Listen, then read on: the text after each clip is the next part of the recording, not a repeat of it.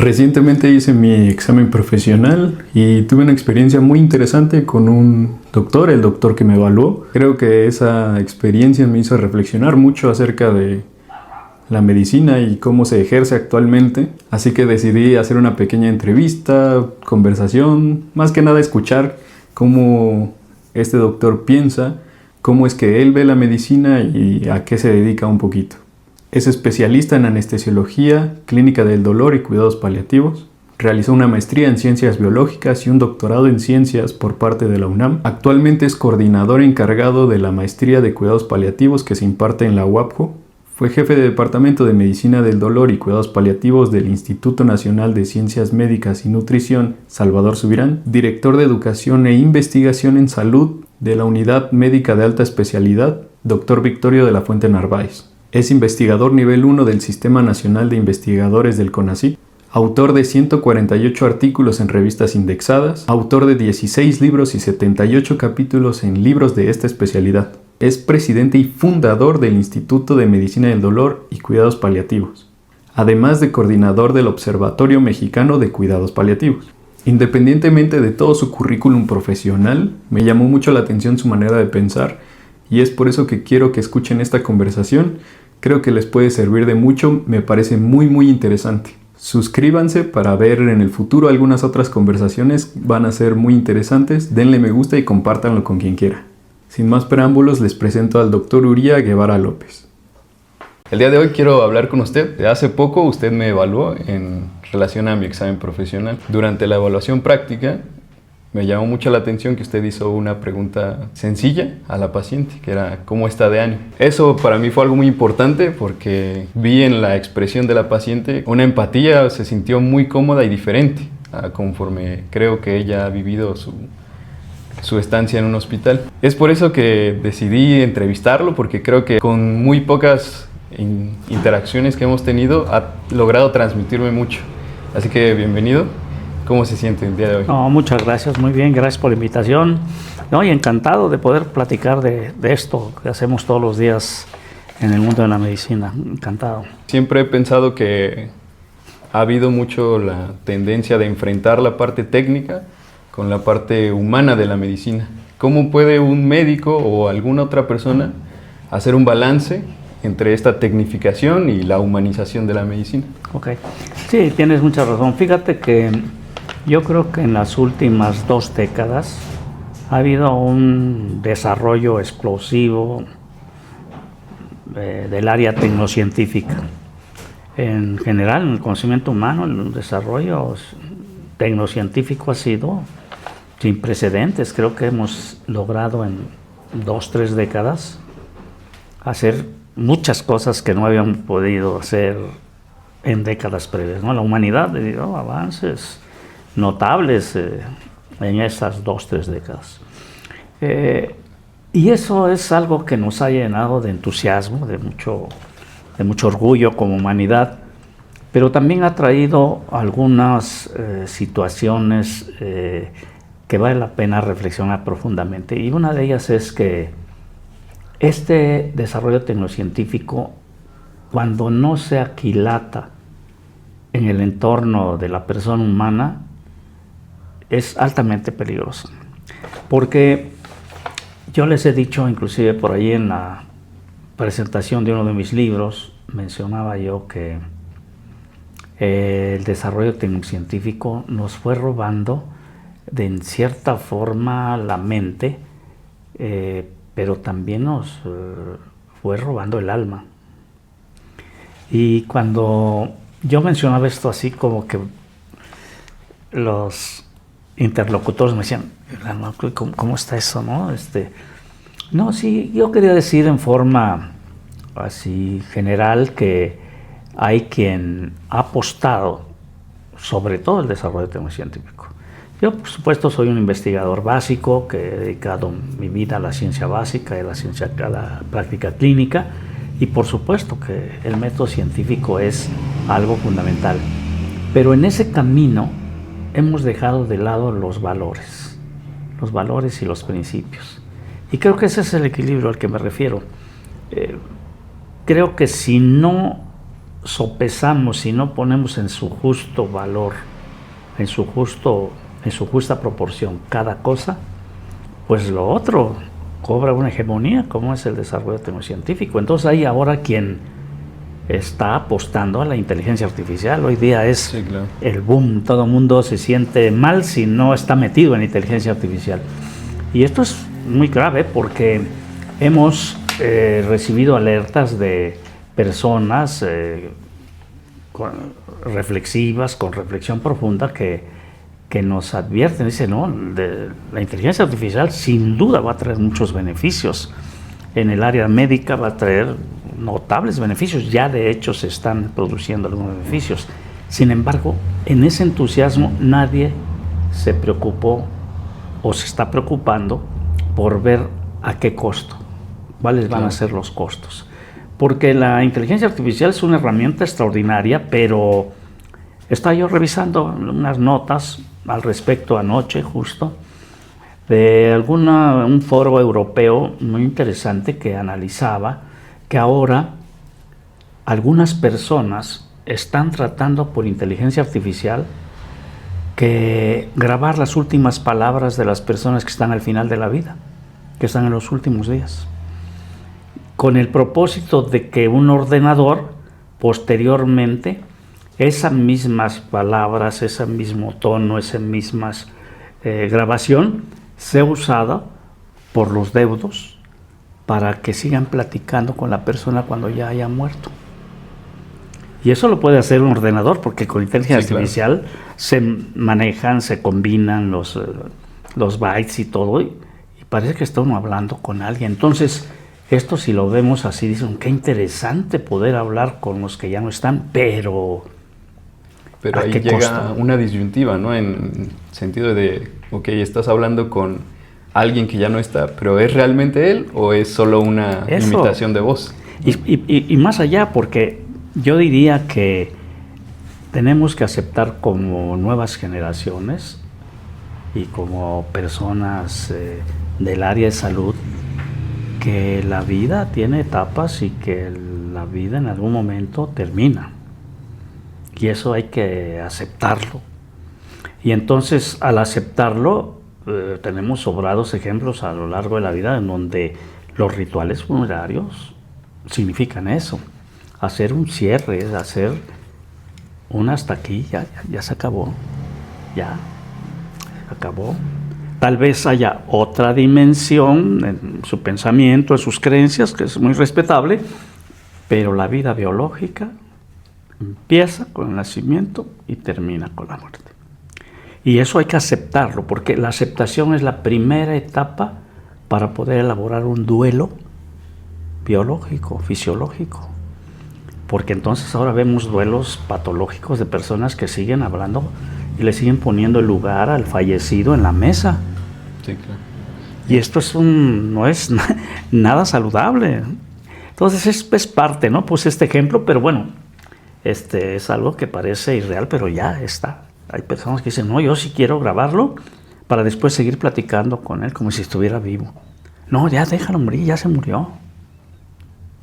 ¿Es así? Exactamente. Va a llegar el punto en el que una persona pierda la vida y que hay que aprovechar pues el tiempo que esté aquí. Sí, definitivamente ser reflexivos, pero en base a la objetividad. Tenemos que ser claros y objetivos. Es decir, una herramienta que nos permite nuestra mente en todos los humanos es el pensamiento crítico, analizar, la reflexión, ¿no? Y decir, bueno, la inteligencia artificial es magnífico, bienvenida, siempre y cuando tenga yo las herramientas también para que no me sobrepase y no hagamos esas conductas, ¿no? Hace poco participaba yo en un seminario web con unos investigadores de Sinvestav, en donde ponía yo una de las láminas precisamente que en esta época en donde la inteligencia artificial está en todo, hay grandes peligros y por fortuna hay científicos que están alertando esto y que están diciendo, a ver, y ponía una lámina en donde ponen a Einstein, al Papa actual con la voz de Einstein, como si Einstein estuviera hablando a través del Papa, por inteligencia artificial y con imágenes. Y entonces uno dice, bueno, pues está bien como ejercicio lúdico para jugar, pero espérate, ¿no? Estamos hablando de dos figuras que las dos merecen amplio respeto, porque en su ámbito cada uno representan cosas importantísimas. Entonces, esto en el área de salud es algo que yo recibo con mucho entusiasmo, pero con mucha prudencia. Y la prudencia es un valor. Es ser prudencial, las acciones prudenciales en medicina son altamente redituables. La prudencia debe estar siempre ante la toma de decisiones, ¿no? Entonces, tu pregunta es muy interesante porque da para platicar muchas cosas. Es una pregunta muy extensa. Durante mi experiencia, difícilmente me topé con algún momento que hiciera que yo comprendiera esa parte importante de la humanización, porque en algunas materias se explica, se ve en psicología por parte de la teoría humanística, pero es difícil transmitirlo teóricamente, vamos a decirlo.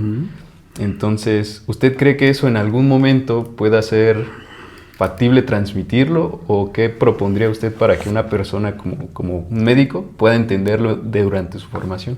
Sí, definitivamente se requiere, como todas las disciplinas, hacer un corte de caja, hacer un alto y analizar qué tipo de médicos estamos egresando. Los médicos que requiere esta humanidad sana y enferma en el siglo XXI, o estamos todavía arrastrando nuestras currículas de hace 70 años, 60 años, 50 años, que únicamente se modernizan en algunos renglones, pero en su esencia sigue siendo lo mismo. Y definitivamente la humanización es el eje central de las ciencias de la salud. Yo diría que de todo el conocimiento, pero en particular, ya que me preguntas, las ciencias de la salud, un eje rector es la humanización. La persona humana al centro de todo. Que ese es el interés fundamental y la razón de ser de la medicina, es la persona humana, sana o enferma, ¿eh? Sí, claro. Sana porque lo que queremos es que los sanos no enfermen. Entonces hay que prevenir que no enfermen, hay que educar, hacer educación para eso. Por eso yo aplaudo y doy la bienvenida a que ahora actualmente en México sea uno de los principales renglones la atención primaria a la salud. Eso es fundamental. Y eso pasa, por supuesto, poniendo en el centro a la persona humana. Si no es así, entonces pondríamos a la medicina en el centro de todo. Y ocurre la medicalización, ya eso fue una gran cosa que tenemos que decir mea culpa, incluirme. Yo tengo muchos años como médico, me gradué hace muchos años. ¿Y qué ocurrió en el tiempo? Pues que nos fuimos atrayendo, por tu primera pregunta, por el desarrollo tecnocientífico. Y, es maravilloso, es subyugante. A uno lo invita a sin darte cuenta estar metido hasta acá y ir dejando de lado esta parte de humanización porque la considera uno implícita. No está implícita, hay que buscarla como el eje, como el centro. Es decir, la persona humana es el centro de todos nuestros actos, el desarrollo inclusive tecnocientífico.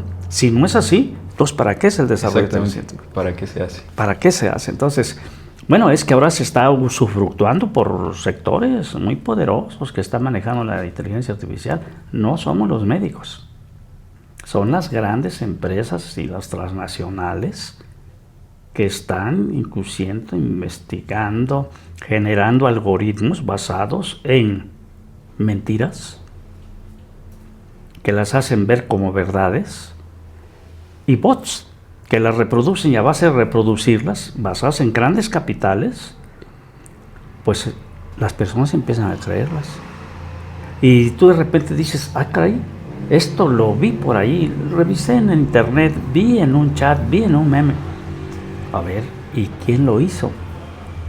Pues estaba en la red. No, pues Lo tomé de la red. Y así dice, tomado de la red. ¿Y quién hizo la red? ¿Quién lo puso en la red? No hay un responsable. Sí, exactamente.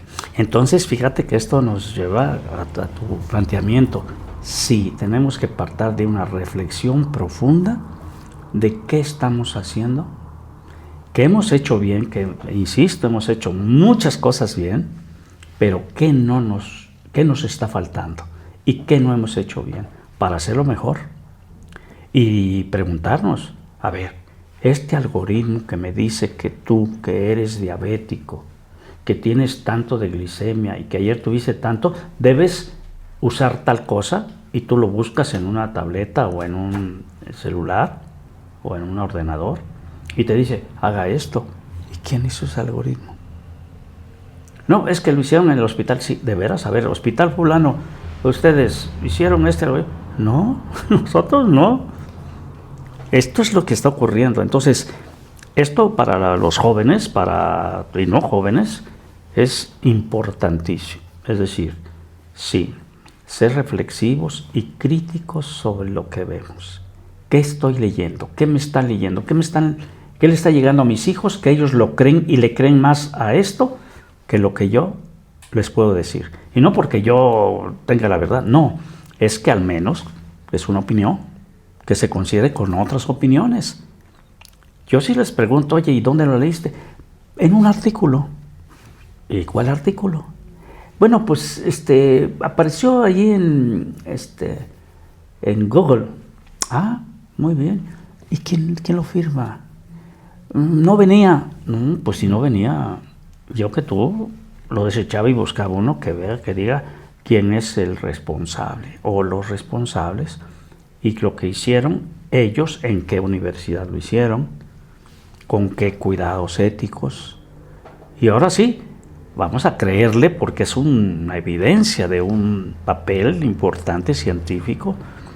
Y esto es muy importante porque tú me decías, las nuevas generaciones, a mí, ¿cómo le podemos hacer para que esto cambie?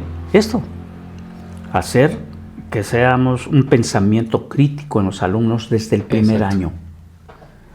Es decir, el pensamiento crítico pasa por la ética de la responsabilidad. A ver, no se trata de criticar por criticar. Si critico, me hago responsable a criticar porque sé que hay otra alternativa y digo, oigan, esto no está bien. ¿Sabe por qué? Porque aquí tengo en la mano esto que dice que no es cierto esto. Entonces, por lo tanto, lo critico, pero me hago responsable de leerlo, de prepararme, no nada más de criticar por criticar, que eso es lo que ahora hay. La crítica abierta, sí, hay que criticar a todos, pues sí, pero ¿con qué bases, no? Y algo muy interesante es, en relación a la inteligencia artificial y lo que comenta usted del pensamiento crítico, es que la mayoría de gente que la ocupa, digamos, responsablemente, siempre recomiendan ver a la inteligencia artificial como una herramienta más que como una fuente. Por ejemplo, que sea tu introducción hacia un tema y que a partir de eso tengas la oportunidad de investigar en temas más específicos.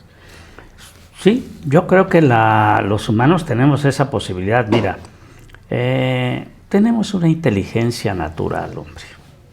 Yo se la pondría enfrente a la inteligencia artificial. Se la pondría enfrente. Y creo que quien creó la inteligencia artificial fue la inteligencia natural, ¿o no? Sí. Los algoritmos los hacemos nosotros, los que tenemos inteligencia natural, ¿no? Todos los humanos tenemos inteligencia. Ah, entonces, ¿por qué debe estar por encima de la toma de decisiones de mi inteligencia? Por lo tanto, mejor vamos a ponerlas, a ver los beneficios de ambas y que nos ayuden. Por eso yo creo que sí, y tienes mucha razón. Es una herramienta, pero acuérdate, una herramienta bien usada facilita la tarea. Una herramienta mal usada y en manos que no saben usar una herramienta, altamente peligrosa. Puede ser un peligroso. Tú ponle a un adolescente que esté muy emocionado, eufórico, y préstale un martillo de esos neumáticos para perforar una roca. Y él se siente animado. Sí, claro. Y lo agarra, pero si le pega a un tubo de gas o de agua, no piensa que hay eso. Entonces es una herramienta, pero mal usada, en malas manos. No, mejor educa al adolescente y dile, mira, esto es una herramienta fabulosa que te ayuda a hacer esta tarea, para eso se diseñó y la puedes usar. Pero, ¿sabes qué? Abajo hay esto, y puede pasar esto. Ahora sí, decide. Sí. Y esto es lo que decía yo, generar jóvenes desde que están empezando en la facultad con ese pensamiento crítico informado. Entonces, la ética de la virtud, la ética del día a día, la ética en obra es eso. No es un paradigma, como tú dices, que en una materia al final del año ya lleven 6 meses esto. No, es una forma de educación, es una forma de vida a lo largo de los 6 años de la carrera. Por eso lo que tú comentas que veías cuando tuvimos oportunidad de interactuar con esta paciente, pues sí, tú hiciste todo lo propio, lo que te habían mostrado, enseñado y que tú habías estudiado, y lo hiciste muy bien. Sin embargo, no se había tocado esa parte, que es exactamente la que la paciente necesitaba. Porque 15 médicos como tú y como yo ya habían ido a preguntarle lo mismo, porque es parte de nuestra tarea ir a preguntarle cómo está, cómo ha evolucionado, cómo está hoy. Pero nadie le pregunta, oye, ¿y cómo te sientes? Le digo, esa misma pregunta, esa simple pregunta al principio de cómo estás de ánimo fue pues, casi una revelación pues, para mí, porque ver cómo una simple pregunta había abierto mucho a la paciente, se sintió muy cómoda. Para mí fue muy importante y me quedé mucho tiempo reflexionando eso, justamente, y por eso el motivo de esta entrevista, porque quería como que entender más y regresar a lo básico, a lo que sabes, pero que nunca se pone como tanto en práctica, que es la relación médico-paciente, ¿no? Lo podemos ver de forma muy técnica, pero creo que no hay que olvidar que así como nosotros somos humanos, pues también los pacientes son, obviamente. Entonces que ellos hay que entenderlos como un todo, ¿no? La parte física, la mental y la espiritual, como me comentaba usted, ¿no? Sí. Fíjate que esta visión integral, integrada, parte de conocimiento de los maestros ancestrales. Mira, y en nuestra cultura mesoamericana y nuestras culturas originarias es muy valioso, nada más que las hemos abandonado en base a la occidentalización. El mundo occidental ha marcado el paso por donde debe aprender un médico. En cambio, la historia natural de una persona humana dice, primero, que alguien te debe ayudar para que no enfermes, para que estés sano y hagas todo tu potencial humano. Y que si enfermas, debe haber personas encargadas de ayudarte a aliviarte. Y esos son los médicos, pero no son los únicos. Hay cosas que te ayudan a aliviarte sin el médico. Y así ha sobrevivido históricamente todas las culturas, todas. Y las nuestras, las culturas originarias, son muy poderosas en esto. Pero vamos al punto que decías, ¿no? Es cierto, ¿por qué estas personas que no son médicos o situaciones que no son médicos curan o alivian? Porque la persona humana son 4 dimensiones. La parte física, la parte psicoafectiva o emocional, la parte social y la parte espiritual. Y desafortunadamente, en las currículas de las facultades de medicina actuales, en México y en el extranjero, el 80% es de información del área física. Síntomas físicos. Y por ahí un poquitito lo emocional, porque eso consideran que es de otra ventanilla, que es del área de psicología, de otro experto. Sí, claro. Y luego, casi nunca nos enseñan nada del área social. ¿Y esa de a quién le corresponde? Pues a los expertos, a los sociólogos. Mira. Y la parte espiritual. ¿Y esa? No, eso está más difícil, esa sí está para los ministros de culto. Eso. Y entonces, algo que es una unidad, que es la persona humana, la dividen en 4.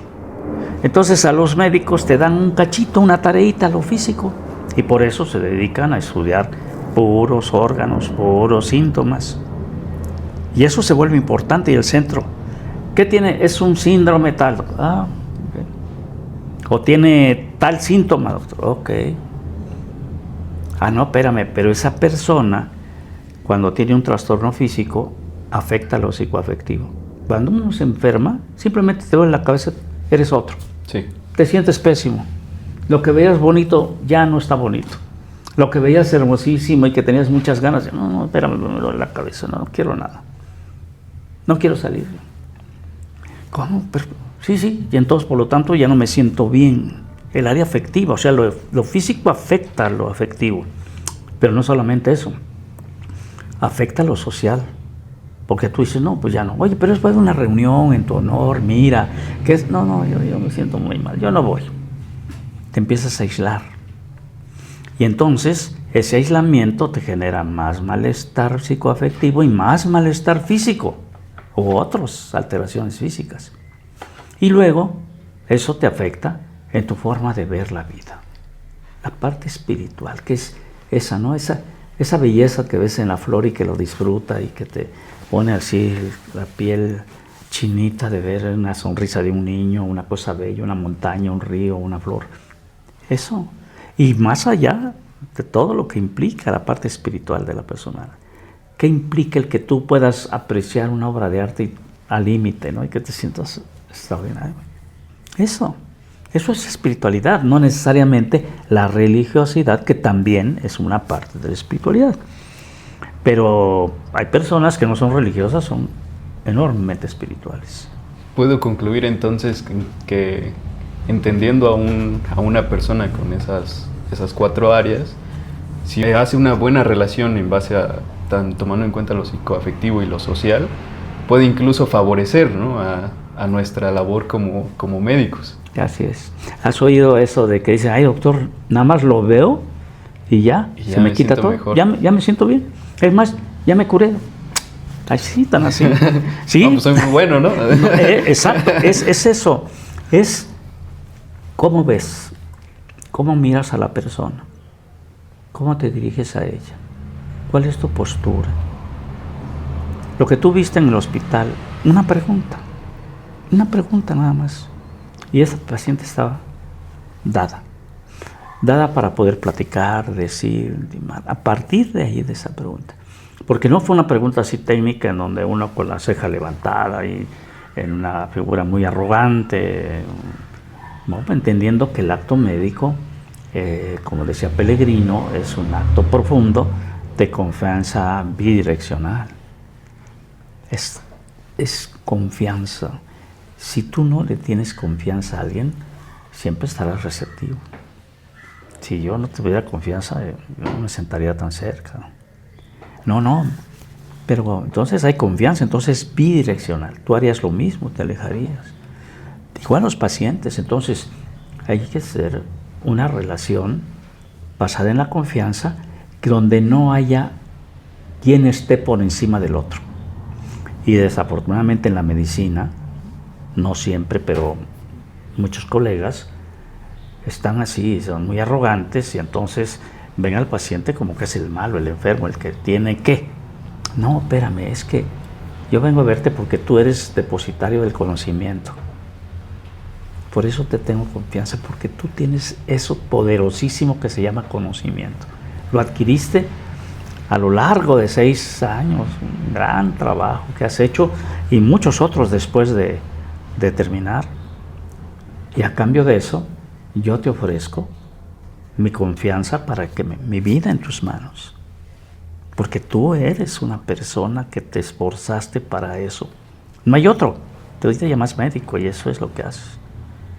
Entonces, cúrame, aliviame, ayúdame.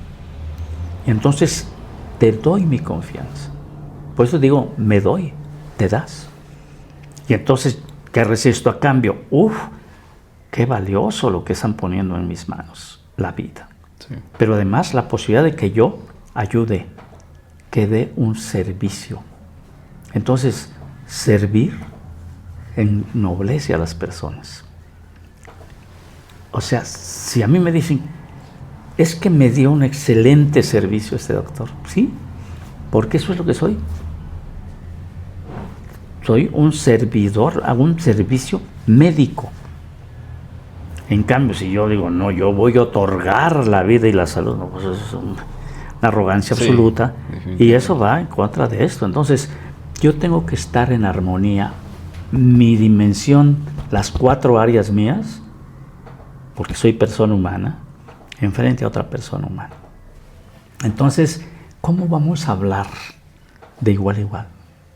¿En qué dimensión? En la que necesites. Entonces yo percibí que esta pobre mujer, pues por toda su enfermedad y lo complejo que estaba, pues necesitaba esa parte. La física esa la había preguntado todo el mundo. La psicoafectiva todo el mundo daba por hecho que podía estar triste. La social, pues ahí estaba metida en lugar de estar con su familia, con sus niños, intimando en sus fiestas religiosas, todo lo que hacen. Y la espiritual, pues ni que le pregunten, ¿no? Entonces, ¿cómo te sientes? De allí, ¿no? Esto es, y no es mágico, esto es simplemente una persona humana sana, capacitada, preparada, que se llama médico o personal de salud, se acerca a una persona enferma, vulnerable, que necesita esa ayuda. Entonces, la medicina se vuelve hermosa, se vuelve una virtud. Entonces, la personal de salud estamos llamados a ser virtuosos. Es una virtud. Y si no se entiende como una virtud, entonces regresamos a la inteligencia artificial. Que lo haga un algoritmo. Entonces es mejor que se compren un algoritmo que vende fulano de tal y que con él platique. Porque ahora hay muchos algoritmos para que los pacientes chequen su diabetes, su hipertensión y todo. Y dice, ya para qué voy al médico si ahí me dicen qué. Eso es lo que está pasando. Por eso así empezamos a platicar. Y por eso tu pregunta última es muy importante, porque nos va alejando cada vez más de la persona humana. Yo, persona humana, frente a una persona humana vulnerable, enferma, que requiere atención. ¿Qué me da cambio? Plenificación. Me siento pleno. Me siento engrandecimiento personal, florecimiento personal, porque para eso me preparé. La satisfacción de que estoy haciendo lo que sé hacer, que lo hago bien y que estoy ayudando a la persona. Y ella, como esta señora, pues lo agradece. Y además, si de eso todavía te pagan. Sí, no comemos aire, dicen, ¿no? Exacto. Quisiera retomar algo que comentó usted acerca el cómo nos sentimos físicamente, incluso mentalmente, puede afectar nuestra relación, de los pacientes hacia nosotros. ¿Puede un paciente, aunque no quiera, ayudarnos en alguna de esas áreas? Sí, definitivamente en esta última parte que te decía, si tú haces todo esto y estás viendo que estás generando un beneficio en otro, eso te genera a ti un beneficio enorme. Primero, satisfacción. Estoy haciendo lo que debo hacer, primero. Estoy haciendo bien para lo que me eduqué. Y tercero, además, me estoy logrando el agradecimiento de una persona que me dice, oiga, muchas gracias. Eso cuando a uno le dicen muchas gracias, es un pago extraordinario y ya me está ayudando. ¿Qué me está ayudando? Física, emocionalmente, espiritualmente. La gratitud es algo extraordinario. La gratitud es un valor que debería estar encima de todas las ciencias médicas. Porque gracias a un paciente que me permitió poner a prueba todo mi conocimiento, gracias que me permitió interactuar para poder lograr este beneficio, o sea, ya me está ayudando. Entonces me estoy sintiendo muy bien y entonces me siento pleno como médico. Y al final del día eso es lo más importante, sentirse dichoso.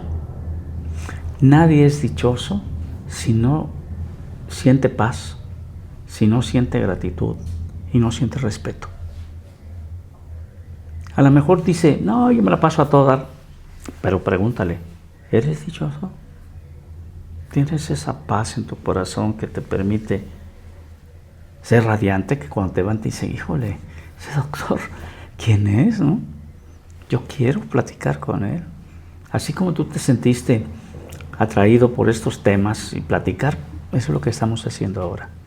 Conversar sobre esto, que es lo que deberíamos conversar todos los días en la Facultad de Medicina, sí, o de enfermería, o de psicología, o de ciencias químicas, es lo mismo. Entonces, yo creo que sí. La respuesta a tu pregunta es sí, eso me planifica, me engrandece, esa gratitud que me dan. Y si no me dice gracias, no importa. El solo hecho de estar haciendo lo correcto, en el momento correcto, con la persona correcta, híjole, ser ético es un imperativo en la medicina. Yo doy actualmente bioética en la facultad en el 5º año y la verdad es que es una materia que debería darse en el 1º, en el 2º, en el 3º, en el 4º, en el 5º, en el 6º, en el 7º, toda la vida. En toda la vida. Ética 1, ética 2, ética. ¿Serio? ¿Por qué? ¿Por qué es esto? No son reglas, no son filosofías, es ética en obra, ética de la virtud. Estamos llamados, el personal de salud, a ser virtuosos. Todos. Porque la virtud se cultiva, no se nace, no es congénita, es adquirida. La podemos adquirir y fomentar y entonces sernos virtuosos. Todos podemos ser virtuosos. Tú, todos, yo, podemos ser virtuosos si practicamos la virtud. Entonces, esto es muy emocionante y muy padre para todos, no nomás para los estudiantes, también para todos los que hacemos este trabajo. Y la verdad que eso, sí, se siente uno muy bien. Tuve la oportunidad de hacer mi internado en el Hospital Civil. Pues sabemos que el Hospital Civil tiene demasiados pacientes. Tiene una buena parte de que al tener tantos pacientes, conoces gente que viene de básicamente todo el estado. Pero al mismo tiempo que haya tantos pacientes, hace que el ritmo sea muy acelerado, muy frenético. ¿Puede un médico, por ejemplo, un médico residente que siempre está muy atareado, practicar esto con sus pacientes? Sí, definitivamente esto, si te lo enseñan y a lo largo de tu carrera o en algún momento lo descubres y ves que es lo correcto, lo puedes hacer. Cierto que esta actividad tan intensa como tú comentas es muy agobiante. Y tú dirías, ¿a qué horas hago todo eso con cada paciente?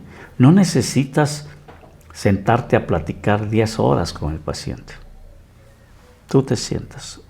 Una palabra, como la que tú viste, suficiente.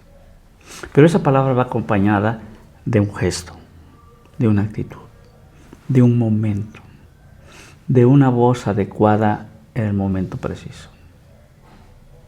Y se da esa conexión. ¡Pum! Pues yo no estuve más de 5 segundos para poderlo hacer. Entonces, no necesita más, no necesita tanto. No, a partir de allí se da esta relación que se puede ir profundizando. Con esta paciente estoy seguro que si regresábamos, oye, tú me dijiste que estabas así, ¿cómo te sientes ahora? Bien, mira, oye, ¿y qué pasó con esto? ¿Qué pasó? Y a partir de allí se va dando esta relación entre dos personas. Igual, en equidad. Dos personas humanas. Nada más que una es enferma y vulnerable y la otra está sana.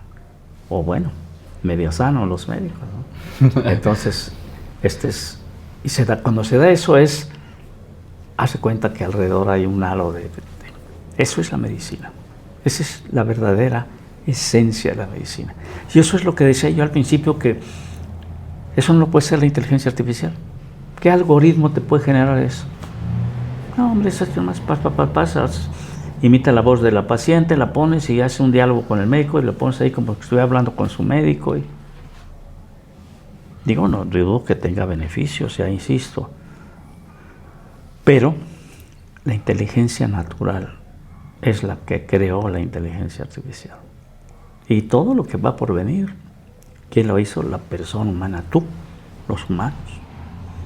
Y simplemente están aprovechando la tecnología para esto. Entonces, yo quiero pensar que los dueños de las redes sociales, que son puros jóvenes como tú, o poquito más grandes que tú, los dueños de Facebook, de X, de TikTok, puro chao. Si todo esto lo comprenden y lo están llevando a práctica, o nada más están utilizando esto para ganar miles de millones de pesos, en donde, por ejemplo, tú pones algo en Facebook ahorita y la gente, toda tu red, porque nada más tus 5,000 personas que tienes de amigos lo ven, sino los amigos de tus amigos, y dan por hecho eso, lo que tú pusiste ahí. Y si no es cierto, o si es lo contrario, pero ellos tienen el chance de generar y mover el algoritmo, si pagas, para que eso pase miles de veces más y llegue a puros chavitos, porque tú puedes pagar para eso en Facebook. Quiero que direcciones esto a esta población y le pagas. Y eso es lo que hacen los bots. Y entonces ponen un robot que haga, porque lo pagaste, va a llegar a 20,000, te vale tanto. No, quiero que llegue a 100,000, te vale tanto. Oye, pues es gratis WhatsApp. No hay nada gratis, amigo. Al contrario, estás pagando con sangre todo lo que estás haciendo. Y eres un usuario, y ni modo que digas, no, yo estoy en las redes sociales, intento utilizar esa herramienta como beneficio, pero cosas que yo pongo allí dejan de ser mías. Exacto. Y pueden ser usadas como quieran. Lo que estamos viendo ahorita, ¿no? Le quitan la cara a una persona y le ponen el cuerpo de otra, ¿no? Y uno dice, ¿eso es ético? Pues no. Pero eso no solamente no es ético, es un delito. Y esto puede ocurrir también en la medicina. Entonces hay que estar muy atentos. Es lo que digo, hombre, empápense, pero saben que hay que estar muy atentos. Y usan con responsabilidad las cosas. Yo la pongo y salió de ahí, yo no sé qué van a hacer con ella. ¿Quién? Los dueños, porque tú firmaste y dices todas las letritas que siempre te saltas y al final nomás llenas el cuadrito y le pones a aceptar. Aceptaste. Esto es el tema, y hay grupos de médicos y hay plataformas para médicos. Y entonces no la uso, no, sí, usa lo que te sea fácil y te ayude, pero responsablemente, ¿no? Claro. Entonces, qué interesante estas preguntas que me haces, sí. Porque eres una persona joven, inteligente, ¿no? Oh, muchas gracias. Justamente preparándome para esta conversación, veo que usted pues está muy dentro del mundo de los cuidados paliativos. Primero, antes que definir qué es o hablar un poco de eso, me gustaría preguntar por qué. ¿Por qué decidió que ese iba a ser su camino? Ok, híjole, es una pregunta que ameritaría que nos echamos un cafecito y platicáramos más, porque no es tan fácil de poder contestarla tan rápido, pero sí te voy a decir algo. Mira, precisamente hace una semana fue el Día Mundial de los Cuidados Paliativos. El viernes y sábado se celebró en todo el mundo el Día Mundial de los Cuidados Paliativos. E hicimos un seminario web con todos los alumnos de la maestría de Cuidados Paliativos de la Universidad de Oaxaca, de la Facultad de Medicina de la Universidad de Oaxaca, que coordino. Y ellos presentaron sus trabajos de investigación. Y a este año, las organizaciones líderes internacionales de cuidados paliativos decidieron que celebráramos este día, esta celebración anual, con una pregunta. A 10 años de firmado el decreto por la OMS respecto a que incluyeran todos los gobiernos de los países adherentes los cuidados paliativos dentro de su sistema de salud, ¿cómo vamos? ¿Cómo vamos a 10 años que todos los países que están en la OMS firmaron que iban a incluir los cuidados paliativos a sus sistemas de salud. Para ver una jalada de orejas a la humanidad y decirle, oye, ¿cómo vamos? A 10 años que se hizo. Todos firmaron y dijeron, sí. Pues fue excelente ejercicio. Y en ese tiempo, precisamente estaba yo reflexionando esto que me preguntas. A ver, ¿cómo vamos nosotros? ¿Cómo vamos en nuestro grupo? Bueno, la maestría no tiene todavía 10 años. Empezó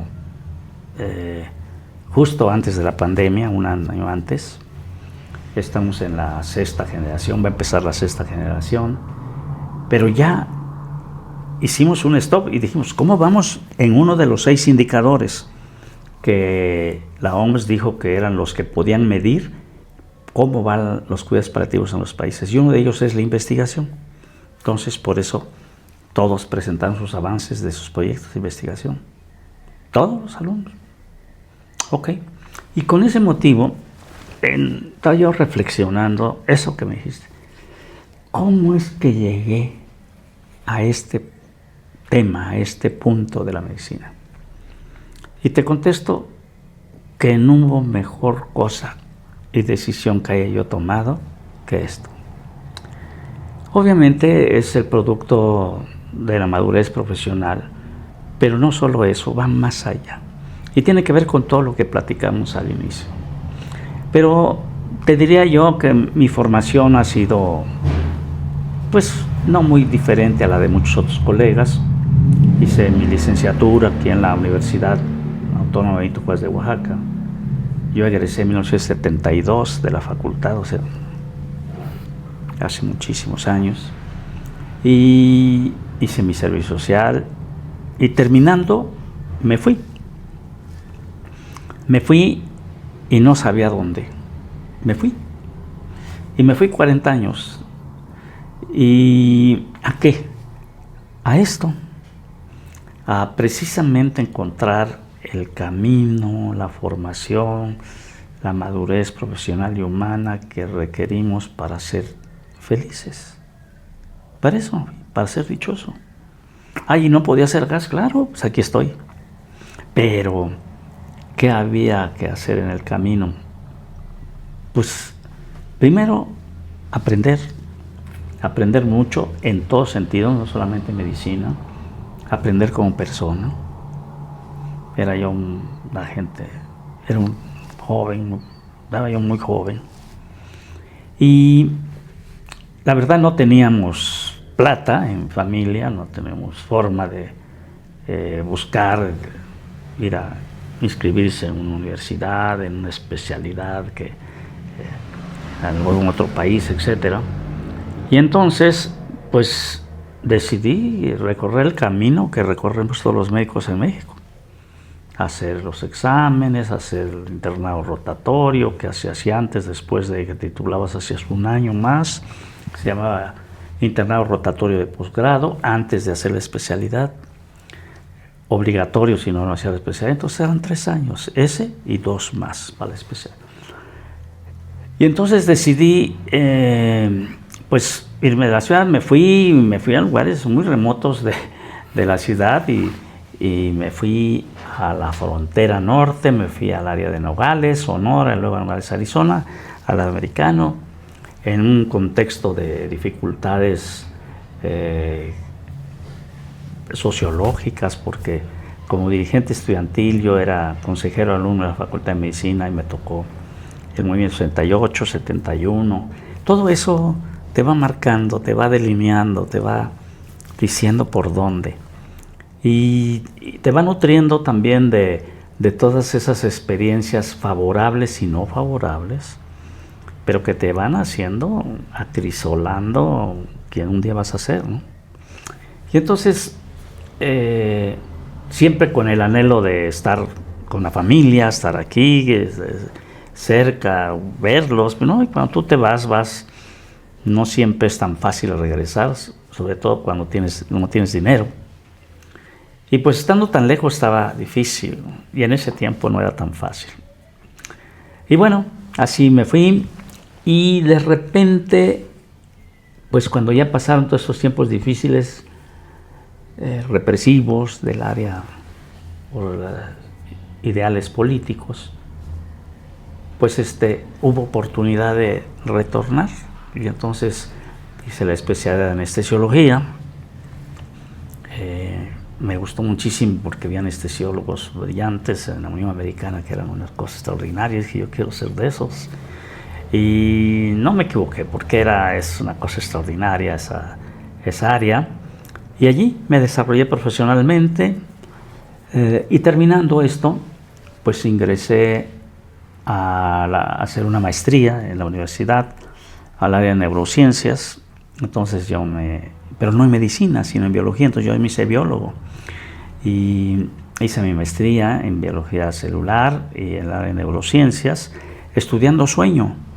Y estudiando sueño-vigilia llegué al área de dolor y entonces me dediqué a la algología, a la clínica del dolor, y hice la subespecialidad en clínica del dolor y pues dedicándome a esto, pues tuve oportunidad de hacer muchas cosas, casi siempre fuera de México, muchos sitios, muchos lugares, conociendo, estudiando, aprendiendo y a veces enseñando.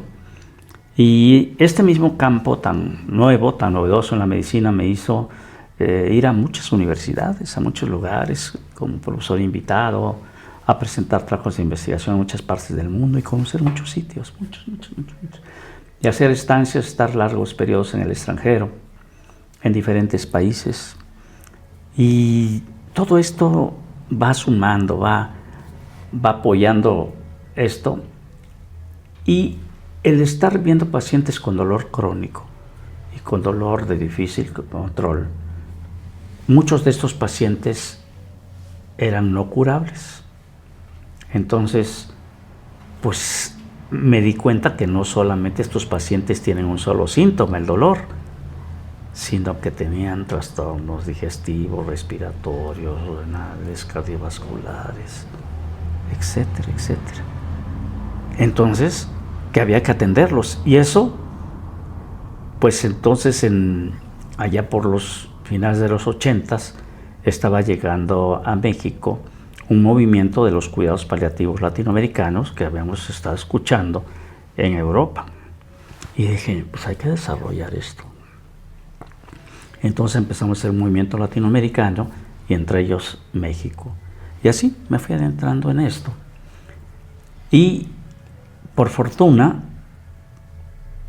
estaba yo en lo correcto, porque la medicina había estado muy interesada en ver gente joven y regresarla para trabajar, porque ese es el paradigma. Sí.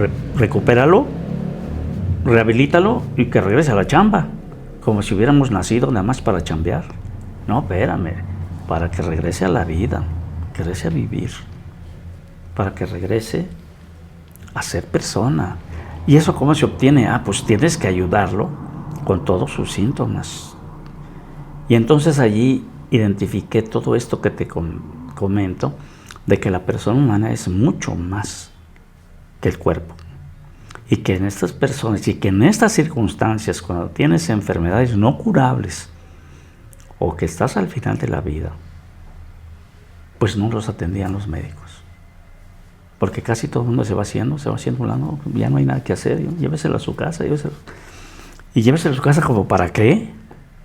¿Quién lo va a atender allí? No, pues la familia, sí, si allí va a estar mejor con la familia que, sí, ¿y cómo sabes? No, espérame, no, pero bueno, hay que ver, y entonces había necesidad de estudiar, revisar a fondo todo esto, y allí nos dimos cuenta sobre todo que la persona humana es multidimensional y que la atención es multidimensional. Entonces la atención paliativa es eso, la atención multidimensional, integral, integrada, sistemática a personas que tienen enfermedades no curables, puede ser cáncer o pueden ser otras, y que tienen gran sufrimiento por causas de la salud. Entonces, pues había que desarrollar esto, que muchos colegas en el mundo ya lo estaban haciendo, y pues también en México estaban haciendo, y nos sumamos a este movimiento internacional de los cuidados paliativos, y Y bueno, allí ya tenemos un buen tiempo. Y ya para cerrar la última parte de mi desarrollo profesional, me di cuenta de que en este largo periodo de tantos años no había yo aprendido y desarrollado un aprendizaje del área bioética. Esto que estamos platicando, todo esto es ético. Y entonces, ya viejo, me metí a hacer el doctorado de bioética en la UNAM. Y justo terminando el doctorado, el día que me hice mi examen doctoral, ese día me vine a Oaxaca, me regresé a Oaxaca, como 42 años después que me fui. Y aquí ando, padrísimo, muy contento, disfrutando. Veo que el área de cuidados paliativos está muy relacionada con la parte ética. Tuve la oportunidad de, durante la preparación de esta conversación, encontrar una tesis doctoral de usted, donde pues relataba hacer una investigación acerca de cuáles áreas eran las áreas de aprendizaje en cuidados paliativos y de ética. ¿Por qué están tan relacionadas? Sí, porque fíjate que si esta atención integral, integrada, sistemática de los pacientes con enfermedades no curables, progresivas, complejas y sus familias, tiene dos ejes. Está basada en evidencias, en ciencia, lo que es evidencia, y en valores. Entonces, creo que de las ramas de la medicina es la que mejor sintetiza las dos, basada en evidencias y en valores. Porque la toma de decisiones en todos los pacientes siempre tiene que ser reflexiva, es un acto de reflexión, de análisis, de discernimiento ético, pero en cuidados paliativos, en un paciente con sufrimiento innecesario al final de la vida, pues es mucho más importante que tú veas los alcances que tiene. Quiero traer a tu memoria esa mujer que nos tocó ver. Si tantitos escarbáramos, y yo te pregunté después si sabías si esta mujer tenía niños, decía ella que era casada, entonces sí tenía una familia, y lo que implica estar enferma como ella y tanto tiempo internada con una enfermedad no curable, ella no es curable, y saber que su pronóstico no es muy bueno, y que tiene un esposo, que tiene niños, y todo eso nos debe importar como médicos, y todo eso tiene que ver con los aspectos de valores. ¿Cuáles? Los valores de ella y los valores del médico. Entonces están en el centro los valores, los principios, porque la atención y la relación con ella debe ser ética. Todas las decisiones que debo tomar son éticas, porque si en todos los pacientes son importantes, en ellos es prioritario, es un imperativo. Entonces, son indisolubles. Yo no encuentro cosas más cercanas de la atención paliativa y los aspectos éticos, pero conste que la ética se aplica en todo. En el día a día, te decía, ética de la virtud, ética de la práctica. Aquí, tú y yo estamos siendo éticos. Yo estoy siendo ético contigo, contestarte tal cual. No traigo un guión. El guión que preparaste son las preguntas, pero pues yo te estoy diciendo lo que pienso. Lo que pienso, lo que siento. Estoy siendo ético. Y si es esta mi relación con un paciente, pues debe ser más cuidadosa. Entonces, esto es algo que es una asignatura pendiente. Tenemos que profundizar la formación de los profesionales de la salud en el terreno de los cuidados paliativos y de la ética. ¿Cómo una persona, por ejemplo, un paciente, digamos, o algún familiar que tenga a cargo a otro con alguna enfermedad incurable, ¿cómo puede esa persona acercarse con un médico de cuidados paliativos? Por fortuna, cada vez estamos capacitando a más paliativistas. Es algo que se había quedado rezagado, no había paliativistas en México. Somos 130 millones y hay muy poquitos paliativistas en todo el país. Sin embargo, cada vez se están capacitando ya más personas, si no especializados, sí capacitándose para esto. ¿Cómo puede hacerlo?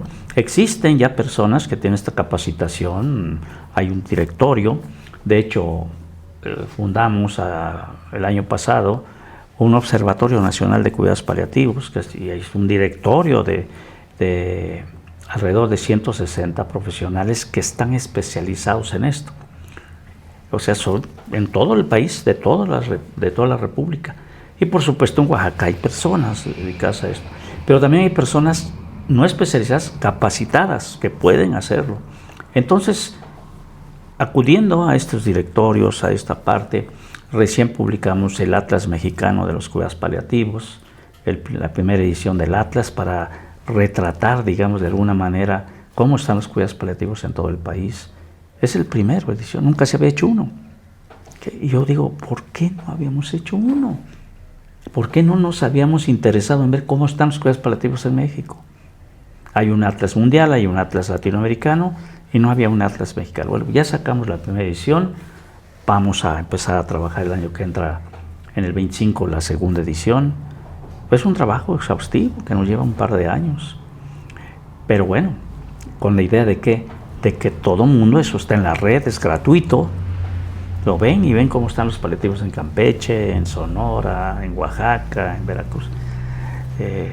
Y entonces los indicadores con los medicamentos esenciales, enfermedades, tipo de pacientes, etcétera, etcétera. Entonces, creo que es un trabajo que ha ido multiplicándose. Entonces, hay cada vez más personas a las que pueden acudir.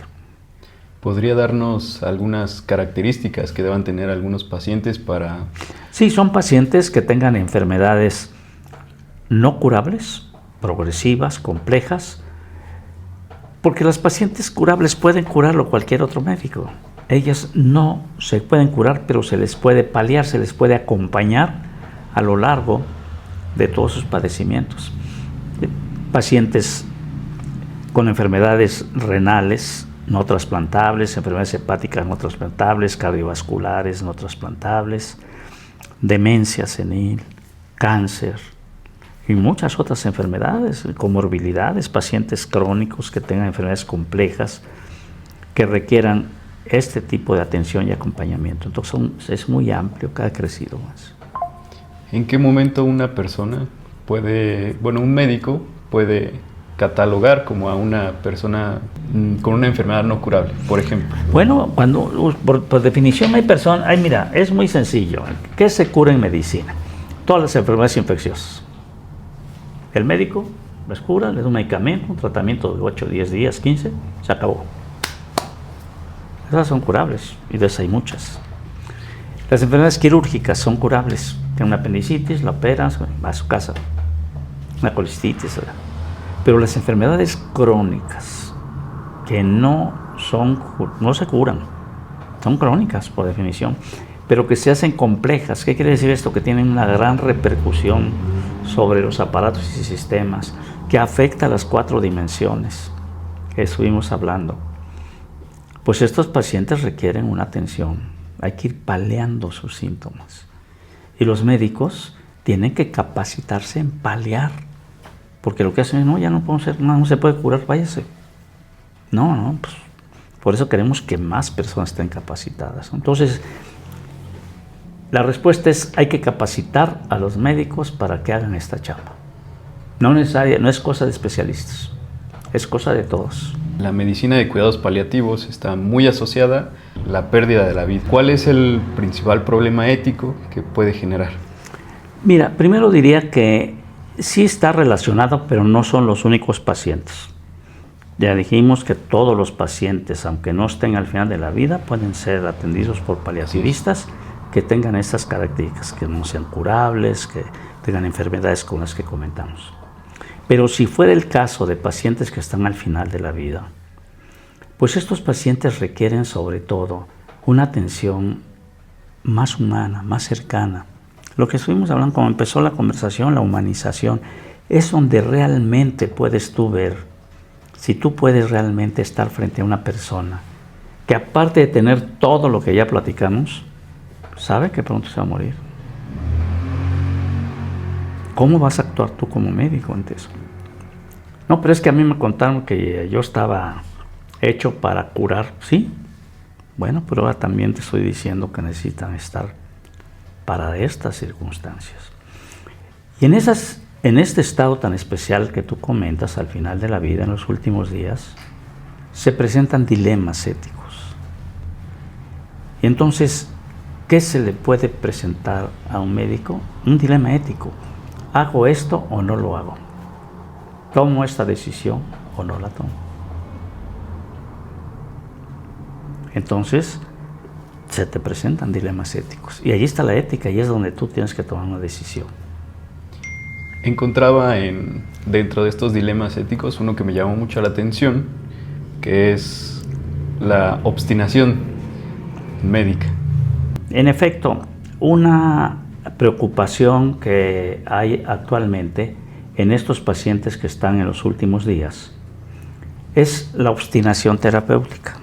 Hoy se le llama limitación del esfuerzo terapéutico. ¿Hasta dónde el equipo de salud, porque no es solamente el médico, sino todo el equipo de salud, debe de seguir intentando recuperar o hacer que este paciente viva? No puedes obstinarte, no puedes ser un obstinado de que vive otros 3 días. Y si vive otros 3 días, otra semana, pues ya triunfamos. No, pues bonito triunfo, ¿no? Porque a costa de qué va a vivir, de otra semana de sufrimiento.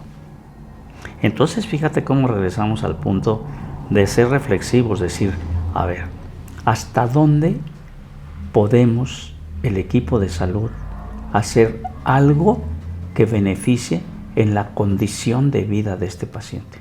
Que le traiga menos sufrimiento, que limite su sufrimiento. Entonces eso es el marco, ese es el límite, no hacer nada que vaya más allá de generarle a este paciente bienestar. Evitar el sufrimiento innecesario. Esa es la definición de cuidados paliativos actual. Evitar el sufrimiento innecesario por razones de salud, no otros sufrimientos, porque puede estar sufriendo alguien por otra razón. Eso es.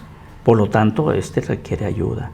Y no hay que obstinarnos a que viva otra semana, otro mes, otro año, nomás porque el hijo quiere o la hija quiere. O porque el esposo quiere o la esposa. No, espérame. ¿Qué es? Hay que buscar que la muerte sea una evolución natural. Una evolución natural. No podemos ir contra, ni con inteligencia artificial, hombre. Muy difícil. Muy bien. Perfecto. Pues muchas gracias por esta oportunidad que me diste de poder explicar de varios temas. Considera otra oportunidad y con mucho gusto tocamos algún otro tema.